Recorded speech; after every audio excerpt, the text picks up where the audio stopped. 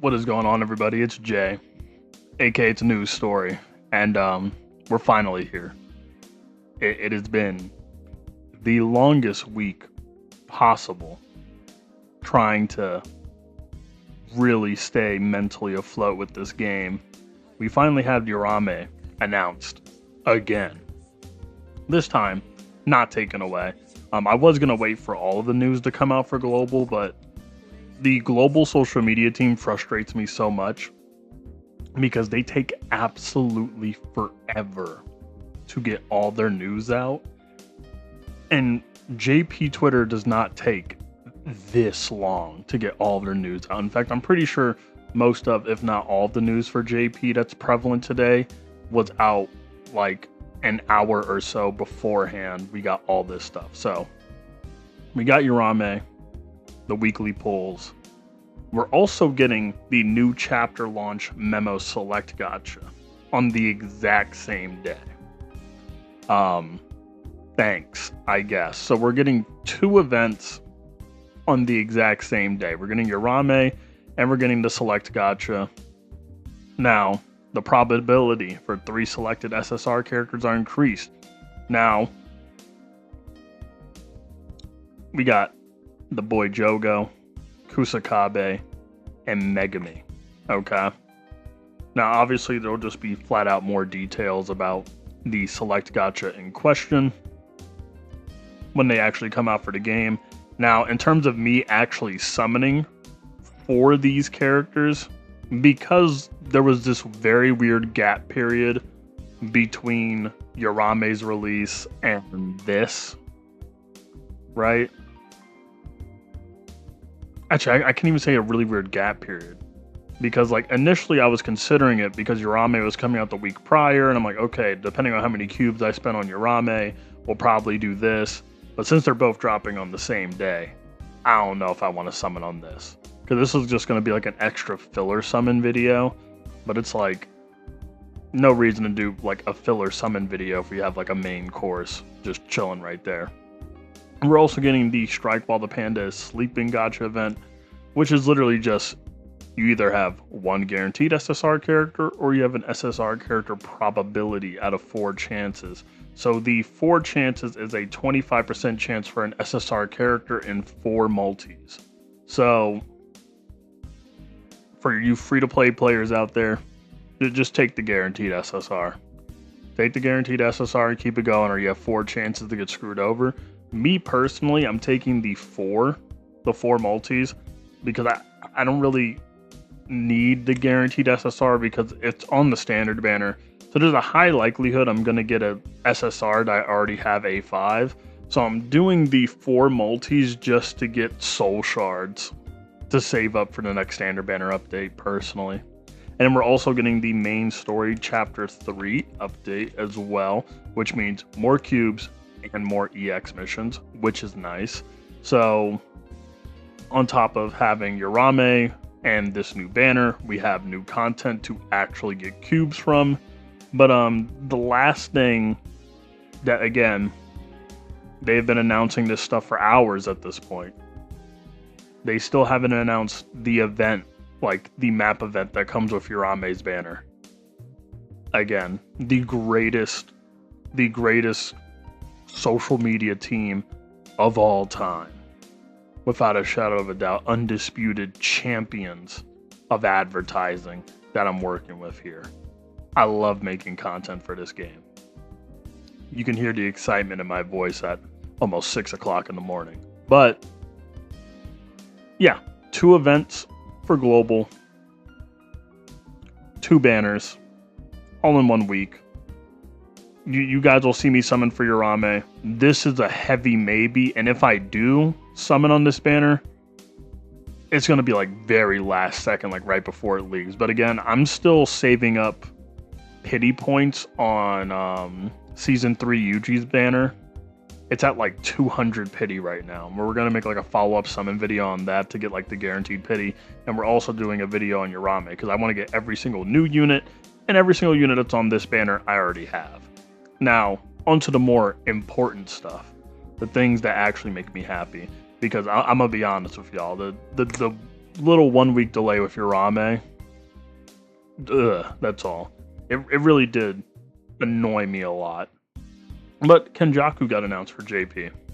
Very, very nice. A red unit. And that art is stellar. I love the art. The art is beautiful. You can't even lie. It's glorious. Now, the one thing about KENJAKU in specific that people are noticing off rip is that he's not exactly just called KENJAKU, he is called Noritoshi Kamo, because, well, that's what we know him as when he appears in this scene, because they're taking KENJAKU from the part of the series at the end of Shibuya. And if you guys remember, this KENJAKU that's being added to the game as a playable unit, for the most part, is already in the game as a boss in a EX battle during the Shibuya campaign. So this unit, again, I'm very excited for a KENJAKU, don't get it twisted. I don't even know how loud that was. Okay, it's not that loud. But I'm excited for a KENJAKU unit, don't get me wrong. But at the same time, it is asset flip galore. You know, it's very funny. We're getting so much asset flip stuff. I mean, Red Mahito is basically asset flip the character. I mean, I just got off playing Dragon Ball Fighters with the new Daima Goku DLC. That was basically asset flip galore. Now we have KENJAKU, who is also asset flip galore. Now, for the kit breakdown, they move very fast, but first things first. We got some interesting things going on here. First off, on his skill 1, you can already see we have Jujutsu damage receive. So we have a debuff. A skill 1 debuff for no curse energy is pretty cool. Pretty interesting. Skill 2 is a self buff skill from the looks of it. Is it? It is. It's a self buff. It's a Jujutsu stat buff. Oh, okay. Okay. And then this is a damage debuff. Now, I'm not going to lie. Damage debuff in the big 26. Now, again, we have no idea what the future of content is going to look like for the game. But, hey, I don't know how I feel about that. But I see an AoE skill too. And we have dodge. Oh, we really liking the dodge mechanic nowadays. I see some Zap. We really enjoy the dodge mechanic. And he has stop and crit resist. Okay. Crit resist decrease. Very interesting. Blue Yuta is going to have a play date. But the stop mechanic being used again is very, very interesting. Not a ton of characters have it. But when I do see it, it's pretty nice to see. Oh, now this is a laundry list of a skill, isn't it?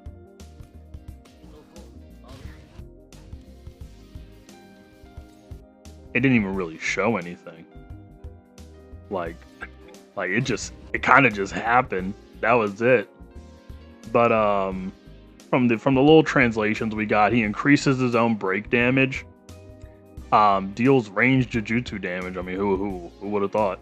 And it decreases all enemies' damage dealt. I mean, we already saw from the skill icon, it decreases all enemies' damage dealt. And also extends the duration of red Jujutsu damage received by cursed manipulation for 1 turn.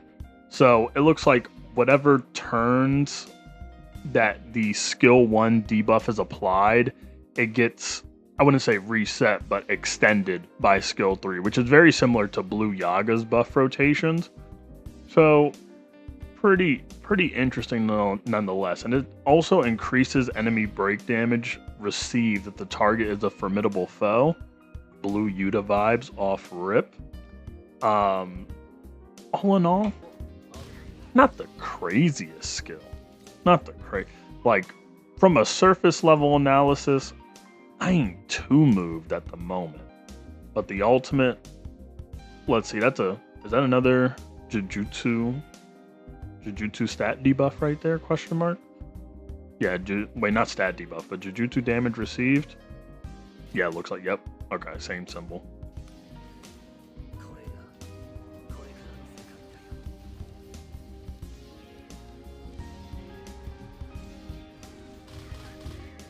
I mean, basically just a copy and paste of what we've seen in the story mode. It's nothing really new. Like, I want to be more excited for this Kenjaku unit outside of the fact that, like, oh my goodness, it's a Kenjaku. But at the same time, it's like, man, story mode animations being reused is crazy work. But 7 hits, Jujutsu damage, decreases all enemies' taijutsu and Jujutsu stats. So it's another nerfing skill on top of that. Decreases all enemies' critical hit resistance. Again, if this unit gets tagged up with red, I want to see this unit tagged up with red Yuta. I really do. I want to see this unit tagged up with red Yuta. I also want to see it tagged up with Mahito. I'm very interested. Because anything that has anything to do with red Jujutsu is automatically interesting. Because the pool for red Jujutsu is actually pretty small. When you really think about it. Because, like, the main DPS units for red Jujutsu, like the figureheads, like the big dogs, are both limited, you know? Red Yuta and red Mahito. And then you got like the standards, which is red Jogo and red Nobara. And then this Geto appears, not Geto, Kenjaku, or false Geto, Noritoshi Kamo, whatever you'd like to call it, appears, and his role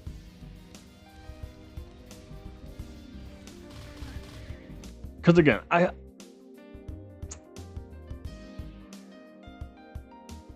don't want to say for sure what his given role will be on a team. I want to hold my tongue on the matter because I'm sitting here and it just, I would say it feels weird to give like a unit increased break damage if they're going against a formidable foe and they're not having like the capabilities to be a main DPS. But like, he self buffs on top of all of his other skills, and I kind of want to see people experiment with this unit around. I want to see him with red Yuta, I want to see him with red Mahito, but I also want to see him like as a standalone and kind of see what he does. But at the moment, he doesn't really do anything that's too different from like what we already have in like red at the moment. Like, not only am I not moved overall by his kit because it's already everything we've seen in story mode, but like the actual details of the kit in itself, it's not moving me at the moment. Like, I'm seeing the method, because like, okay, like a bunch of AoE skills, that's fire. That's fire. It's just what he does at the moment, it's not like a necessity. It's not like a niche has to be fulfilled. I mean, like, decreasing the enemy's damage is pretty cool. I mean, there's not really anybody in red that's really supplying that role, or like a lot of, I guess you could say the whole AoE nonsense, also having the stop mechanic, built-in dodge. It's cool. It's cool. It's cool. And the Jujutsu debuff, right? It doesn't say how long the skill 1 debuff is, but depending on how long the debuffs are, will change my opinion on the unit. I believe I saw a translation that said like the skill 1 debuff lasts like 5 turns, or like the alt debuff lasts 5 turns, which if that is the case, that'd be very, very interesting. But just like Eiji or Urushi or whatever, the yellow taijutsu unit, I'm going to hold my tongue until I see gameplay of the unit from the JP players, and I'm gonna like super duper hold my tongue until we get it on global and I actually have the unit for myself and I can experiment. Because again, I can say like 9 quintillion things about the unit based purely off the preview, but the preview means nothing until we get the unit in game. So, absolute non-factor. Now, also finally, after almost half a year, we have the SP unlocks. almost half a year, and we get both SSR Miwas and Blue Nanami. Holy. Like, listen, I know there's a lot of people in my Discord server that think they're comedic geniuses about, like, bro, green Miwa is gonna change the game. Here's the thing. I am not even fully against the idea of the Miwas getting SPs. Okay? I'm not even really that mad about Blue Nanami getting an SP. In fact, in my previous, like, ramble video about the future hybrid meta, I brought up Blue Nanami being a very fair potential SP candidate. Right? It's just a fact, when we wait 6 months, I was expecting more than 3 characters. I was expecting at least 5. I'll be honest. That may be a little greedy. I was expecting maybe 5 or 6. I'll be so honest with y'all. There's so many units that can do well with an SP. Red Toto will shine one day. Give Red Toto his flowers one day. At the moment, the only thing we really know is that Blue Nanami, well, at the moment, as I'm recording this video, is that Blue Nanami's SP is based around his skill 2 and his skill 3, which is very interesting, because when I am using Nanami, I use his skill 2 very, yeah, not too much, but it's one of those skill 2s that are rather on the unique side, and his skill 3, I mean, it's his main form of damage outside of his ultimate, so I'm cool to see what they do with that. And on top of that, the JP players, they got their updated mile bonus for their web store. Oh, I'm so jealous. Oh man, look at that. The JP whales are living. They're living good. Holy.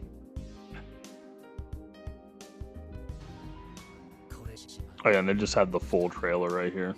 Dude, the art is just, here's the thing. Outside of me just not being super duper impressed, maybe it's just the URAUME stuff from Global. That's what made me so apathetic towards the game at the moment. But I'm not gonna lie, like the art, this is cool. This is cool. I like the little paranormal activity, lost tapes-esque style right here.